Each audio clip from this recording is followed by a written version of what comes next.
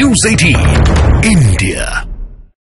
आप देख रहे हैं देश का number 1 Hindi news channel news 18 India और मैं हूं आपके साथ अनुपमा झा। शुरुआत करते हैं इस वक्त की सबसे बड़ी खबर के साथ। बड़ी खबर राजधानी दिल्ली से आ रही है। दिल्ली में बीजेपी अध्यक्ष जेपी नड्डा और अमित शाह के बीच एक बैठक हुई है और इस बैठक में चिराग पासवान भी मौजूद रहे। तीनों के बीच करीबन आधे घंटे तक ये बैठक चली।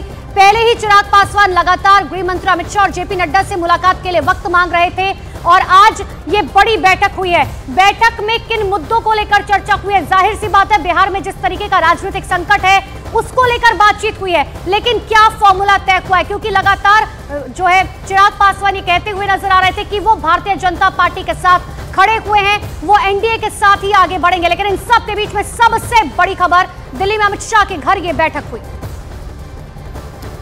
और देखिए, बिहार में सियासी उथल पुथल लगातार बढ़ता नजर आ रहा है, लेकिन दिल्ली तक इसे महसूस किया जा रहा है। दिल्ली में बीजेपी अध्यक्ष जेपी नड्डा, चिराग पासवान, गृह मंत्री अमित शाह के घर पहुंचे हैं। वहीं बीजेपी नेता राधा मोहन सिंह ने बिहार के राज्यपाल से मुलाकात की है।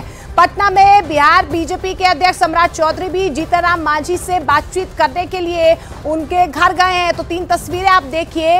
लगातार जो है बिहार में जो सियासी हलचल हो रही है उसका असर दिल्ली में भी नजर आ रहा है। और मुलाकातों के बाद क्या कुछ हो रहा है, अमित पांडे हमारे सहयोगी हमारे साथ जुड़ रहे हैं। अमित, क्या जानकारी मिल पा रही है? अमित शाह, जेपी नड्डा, चिराग पासवान, मुलाकात के बाद क्या बातचीत हुई है? देखिए, करीब आधे घंटे तक ये पूरी मुलाकात चली और उसके बाद चिराग पासवान अभी अपने घर लौट आए हैं और हमने उनसे बात करने की, प्रतिक्रिया लेने की कोशिश की, लेकिन उनका यही कहना है अभी फिलहाल कुछ नहीं बोलेंगे। अब पृष्ठभूमि क्या है इस मुलाकात की? पिछले 2 दिन से चिराग पासवान गृह मंत्री से मिलने का समय मांग रहे थे और आखिरकार आज उनको समय मिला।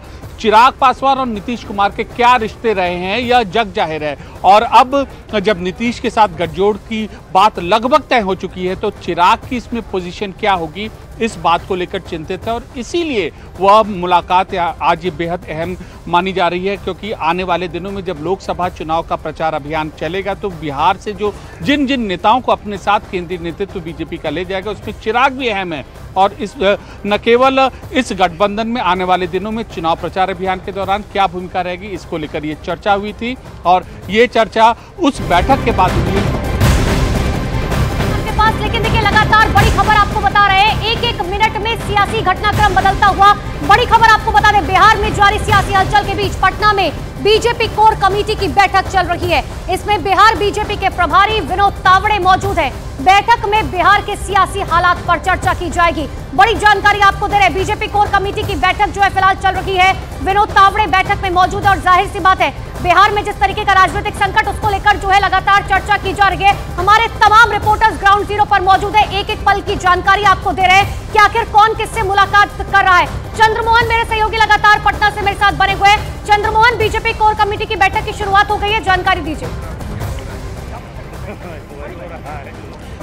बिल्कुल, देखिए, अभी हम मुख्यमंत्री आवास के बाहर मौजूद हैं और यहाँ पर जो तमाम नीतीश कुमार के कोर कमेटी के मंत्री हैं उनका पहुँचना शुरू हो गया। अब से थोड़ी देर पहले यहाँ पर जो पूर्व राष्ट्रीय अध्यक्ष हैं ललन सिंह वो पहुँचे हैं, संजय झा पहुँचे हैं, अशोक चौधरी नीतीश कुमार के साथ खुद मौजूद थे वो पहुँचे हैं और अभी विजेंद्र यादव पहुँचे हैं। तो नीतीश कुमार के साथ जो रहने वाले हैं कोर कमेटी के जो नेता हैं, मंत्री हैं, वो अभी पहुंच चुके हैं और अब यहाँ बैठक भी शुरू हो गई है। तो साफ तौर पर समझी जा सकती है कि जो पल पल बिहार में राजनीतिक घटनाक्रम बदल रहा है उसको लेकर ये बैठक बुलाई गई है और जो जानकारी मिल रही है उसके मुताबिक अब नए गठबंधन के साथ जाने के लिए रूपरेखा तैयार कर लिया गया है। नीतीश कुमार इस्तीफा कब देंगे इसको लेकर तैयारी की जा रही है और अगला गठबंधन जो अभी जानकारी मिली है उसके मुताबिक कल दोपहर बाद शपथ होना है। तो साफ तौर पर उसको लेकर अब तैयारियां भी शुरू हो चुकी है। 3 अधिकारी राजभवन भी पहुंचे हुए थे यह देखने के लिए कि तैयारी किस तरह से होगी और कहां शपथ ग्रहण होना है।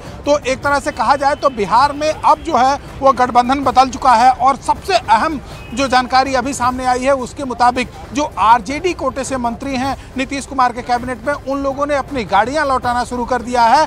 तो ऐसे में समझा जा सकता है कि जो तैयारियां हैं नीतीश कुमार के उसके मद्देनजर और आरजेडी के नेता भी अब समझने लगे हैं कि नीतीश कुमार उनके साथ महागठबंधन में नहीं है। तो ऐसे में जो उन कोटे से मंत्री हैं, आरजेडी कोटे से मंत्री हैं, उन लोगों ने अपनी गाड़ियां भी लौटानी शुरू कर दी हैं। सियासी घटनाक्रम लगातार बदलता हुआ नजर आ रहा है, लेकिन ग्राफिकली आपको ये भी समझाने की कोशिश करते हैं कि ये जो पिक्चर थी बिहार में वो बदली कैसी है। और अब देखिए, क्योंकि एक बार फिर से जो है ये देखिए, नीतीश कुमार वर्सेस लालू प्रसाद यादव। देर रात तक नीतीश को मनाने की कोशिश लालू प्रसाद यादव की तरफ से लगातार हुई। नीतीश कुमार ने लालू से बातचीत नहीं की है, बार बार लालू प्रसाद यादव की तरफ से फोन किया गया।